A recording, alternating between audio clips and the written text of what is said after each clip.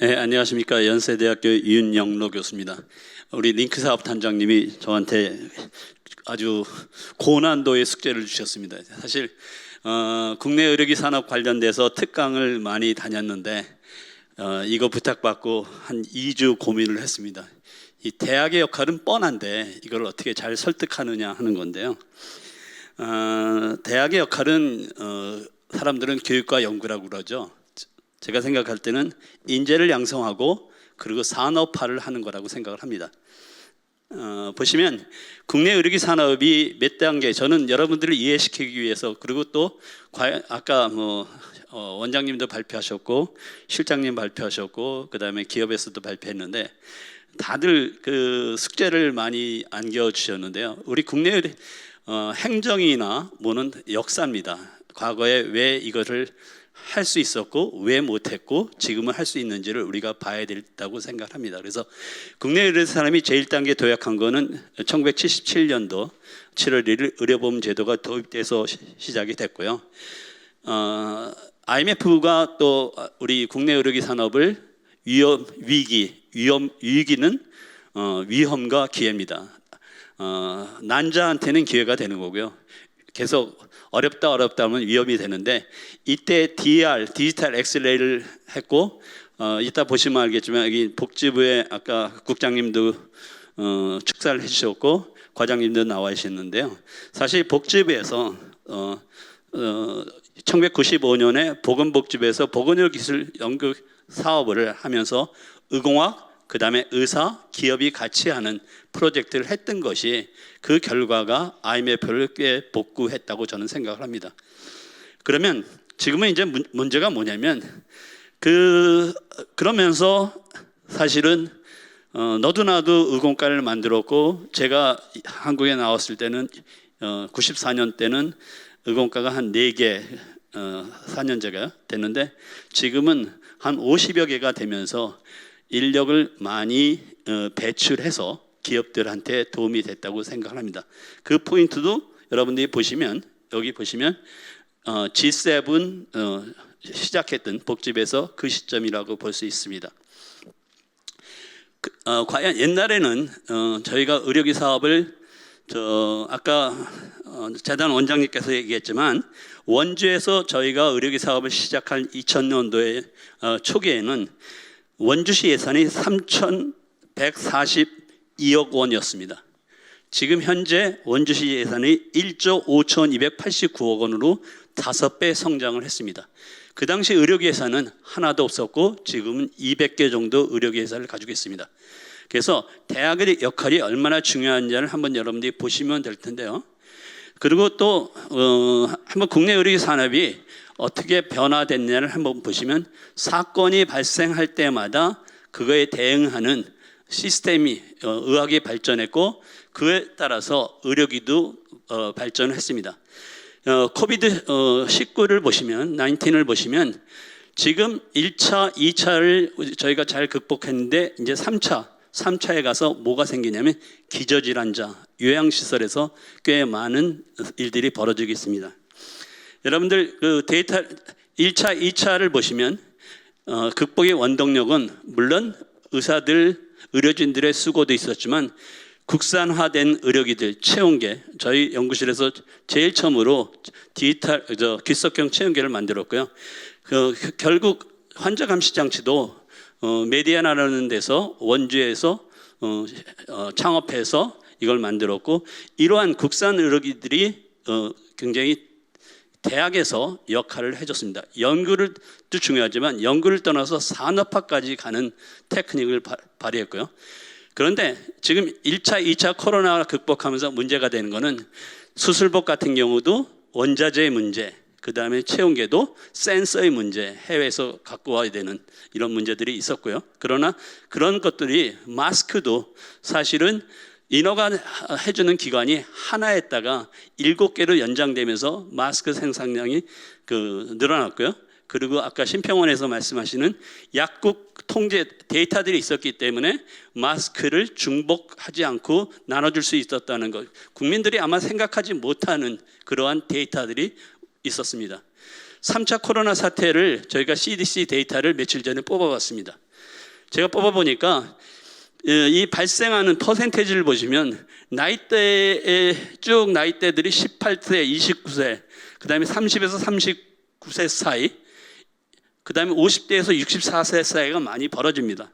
그러나 사망률을 보시면 65세에서 50대 이상으로 해서 사망률이 늘어납니다. 요인은 뭐냐면 인구 성장률에 따라서도 지금 보시면 70년대에서 이렇게 급격하게 우리가 고령화가 되고 기저질환자가 발생하고 그러기 때문에 이제는 우리가 디지털 헬스케어가 필요하다고 생각을 합니다. 치료에서 케어를 해줘야 되고요. 대학의 역할이 무엇인가 하는 거는 사람들은 항상 연구를 해야 된다는데 연구와 교육이라고 생각하는데 저는 연구가 산업화돼야 된다고 생각하고 여태까지는 대학이 그 역할을 기업이나 그다음에 공공기관, 정부가 대학을 따라왔습니다. 원주의료기를 보시면. 근데 지금은 대학이 따라가야 되는 문제가 발생했습니다. 해외에서 게이터웨이 여러분들 아시죠? 이것도 플로리다 대학에서 연구실에서 만든 거고요. 저희가 스탠포드 모양을 저희가 가져온 겁니다. 강원도 원주의료기는 군사시설에서 새로운 패러다임의 산업을 발전시켰고요. 원주의료기는 꽤 작은 데서 시작해서 굉장히 그로잉을 했습니다. 그거는 주 요인은 이거를 같이 일했던 교수들이 산업화 경험을 갖고 있다는 겁니다.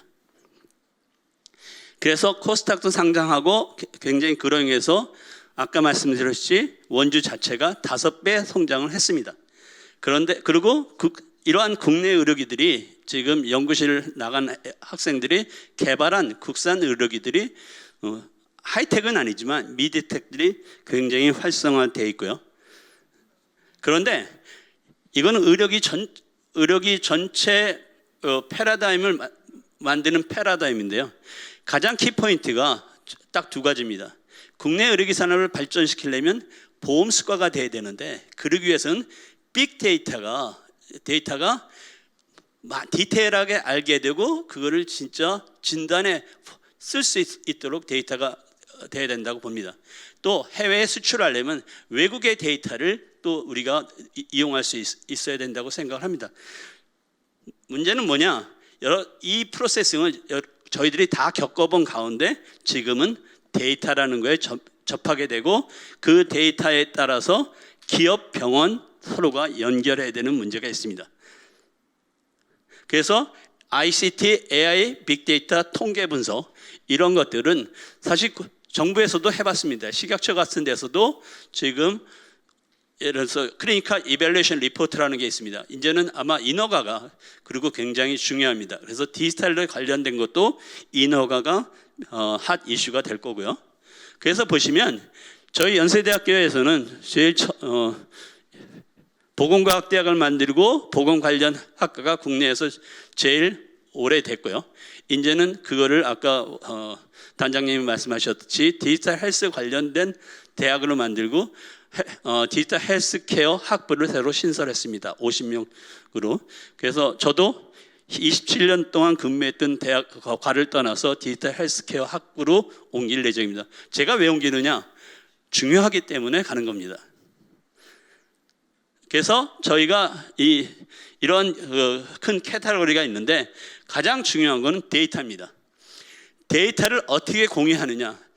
가장 중요한 것은 저는 주요 내용이 빨리 끝날 겁니다. 왜냐하면 제가 생각하는 것은 빅데이터를 어떻게 응용하는 거고 전문가들이 모여서 그거를 같이 디스커션 해야 됩니다. 우리나라 아까 1단계, 2단계를 얘기하고 3단계에 들어가서 지금 코로나 때문에 4차 산업혁명 얘기하다가 이제는 디지털 헬스케어로 넘어갔습니다. 근데 주안점이 그 안에 2005년도에 노무현 정권 때 우리가 의료산업 선진화위원회를 했습니다. 그게 대한민국 의료기를 또 발전시키는 여러 전문가들이 모여서 일주일마다 미팅을 하고 했었습니다. 우리는 지금 이 빅데이터에 대해서 또는 어떻게 운영하냐 하는 거를 아까 얘기했듯이 산업이 발전하면서 거기에 인력을 보급했는데 지금은 회사도 그렇고 그리고 학과들이 너도나도 앞으로 생길 겁니다. 그 학생들이 졸업하고 나갔을 때 현장도 생각하셔야 되고 그리고 다른 나라의 데이터를 우리가 또 생각을 해야 됩니다.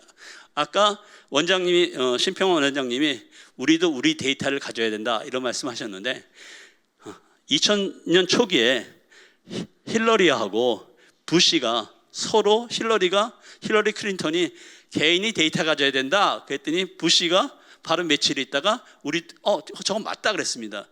공화당과 민주당이 같은 뜻을 갖는 경우가 그렇게 많지가 않습니다. 우리는 벌써 15년, 20년이 좀 늦었지만 늦지 않았다고 생각합니다. 지금 저희들이 모여서 같이 데이터를 갖다 놓고 그 데이터를 어떻게 해야 되느냐. 그래서 제가 결론적으로 말씀드리면 우리는 뭘 해야 되느냐. 연구도 중요하지만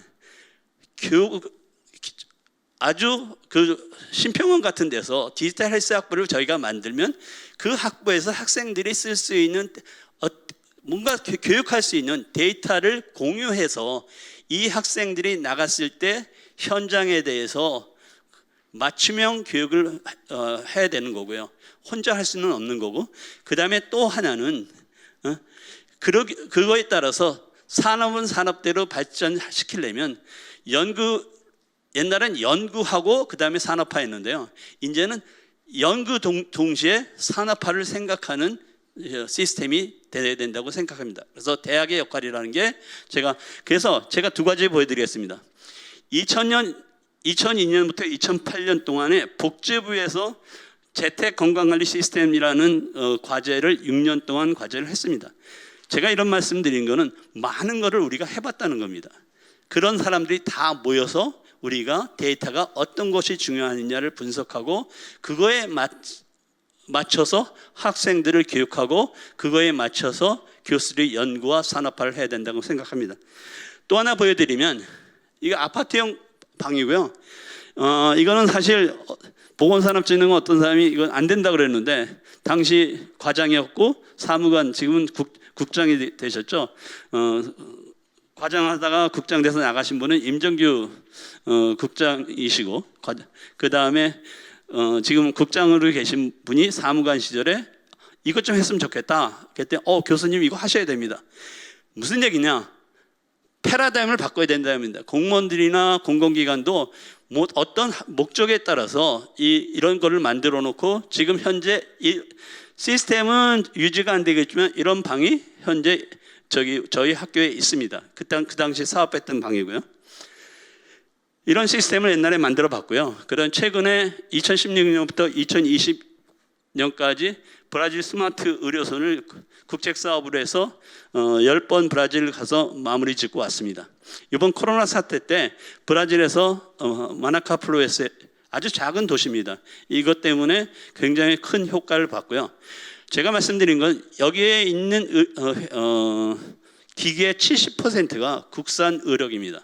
그래서 지금은 국산 의료기를 포함한 거 가지고 저희가 데이터를 축적해서 그 데이터 가지고 저희가 교육도 하고 산업화를 해야 된다고 생각을 하고요. 제가 지금 보시면 저는 이렇게 생각합니다. 디지털 헬스케어의 성공은 데이터와 산학연관병의 협력이라고 생각합니다. 지금 링크 사업의 목적 산 따로 놀고 관 따로 놀고 그 다음에 연구기관 병원 따로 놀게 되면 결국은 과제는 하게 되지만 결과는 안 나오리라고 생각합니다.